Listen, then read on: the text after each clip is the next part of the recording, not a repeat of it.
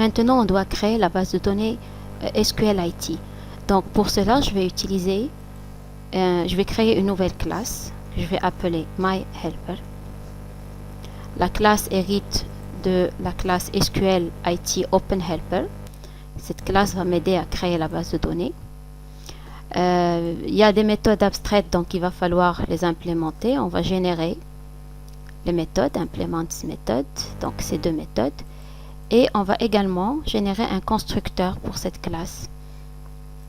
Le constructeur, il va faire appel à un constructeur de la classe mère. Celui-là, pour moi, est efficace. Il prend le nom de la base de données et la version. C'est ce qui m'intéresse spécialement. Bien sûr, le contexte qui va lui fournir toutes les informations sur l'environnement.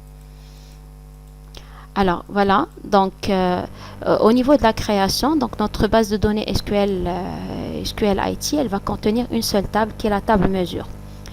La table mesure, donc je vais exécuter, ici nous avons un paramètre pour cette méthode, un paramètre qui est db, qui représente la base de données. Parce qu'à ce niveau-là, on ne fournit pas le nom de la base de données. Le nom de la base de données, il sera fourni au moment de l'appel, de l'instanciation de cette classe. Par contre, ici, on va fournir la structure de la base, donc on va fournir les instructions SQL qui seront exécutées une fois la classe instanciée. Je voulais aussi dire qu'au niveau de la création, ce code va s'exécuter une seule fois. Même si on instancie plusieurs fois la classe MyHelper, le code ou la création va être exécuté une seule fois. Ça veut dire à chaque fois, il vérifie que est-ce que la base de données existe. Puisque la base de données existe, il ne va pas recréer encore les tables. Alors, db.execSQL, it's table. C'est du SQL, mesure, d'accord, date m, que je vais déclarer en real. Je vais expliquer pourquoi j'ai déclaré real, et poids m que je vais déclarer float.